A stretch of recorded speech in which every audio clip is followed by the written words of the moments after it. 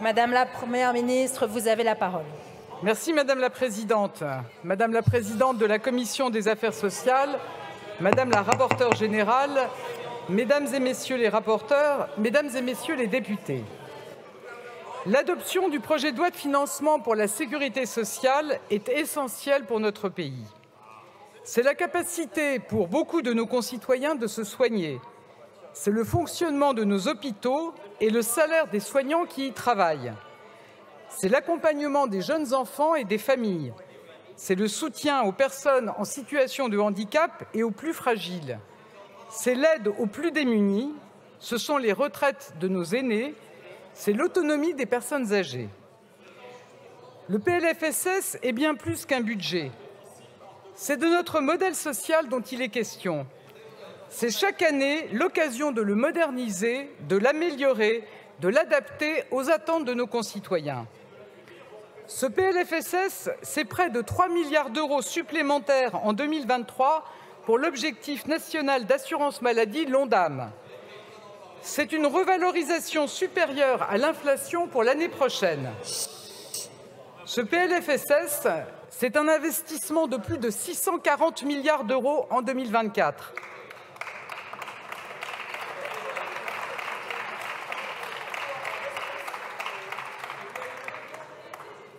Comme l'année dernière, il consacre des moyens croissants à notre sécurité sociale. Nous accentuons nos actions sur la prévention, nous faisons évoluer le financement de l'hôpital, nous ouvrons la voie à une réforme du financement des EHPAD, nous renforçons la lutte contre la fraude. Sur ce texte si important pour le quotidien des Français, une fois de plus, comme toujours, nous avons tenté de trouver des points d'accord.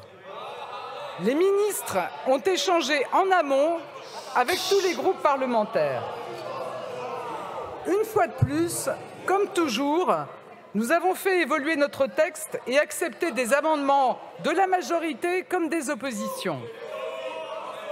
Sur cette deuxième partie du PLFSS consacrée aux recettes, des amendements permettront d'enrichir les dispositifs de lutte contre la fraude, d'améliorer,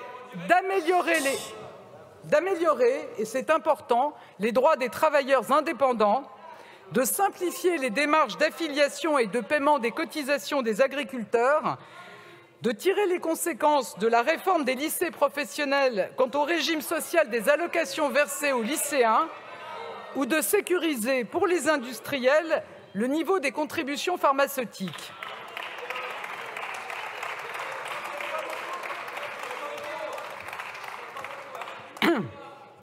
Pourtant, malgré nos ouvertures, une fois de plus, l'usage selon lequel les groupes d'opposition refusent de voter un budget quel qu'il soit a prévalu.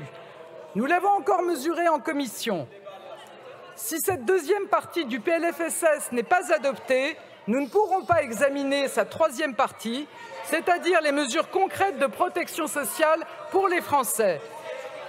Si cette deuxième partie du PLFSS n'est pas adoptée, nous priverons tout notre modèle social de ses ressources. Avec mon gouvernement, je m'y refuse. Aussi, sur le fondement de l'article 49, alinéa 3 de la Constitution, j'engage la responsabilité de mon gouvernement sur la deuxième partie du projet de loi de financement de la sécurité sociale pour 2024. Je vous remercie.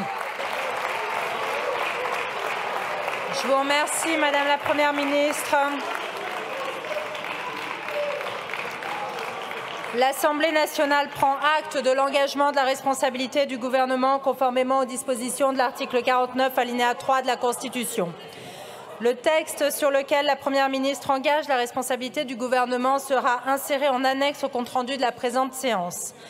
En application de l'article 155, alinéa 1er du règlement, le débat sur le texte est immédiatement suspendu. Ce texte sera considéré comme adopté, sauf si une motion de censure déposée avant demain 18h30 est votée dans les conditions prévues à l'article 49 de la Constitution. Dans l'hypothèse où une motion de censure serait déposée, la conférence des présidents fixera la date et les modalités de sa discussion. La séance est levée.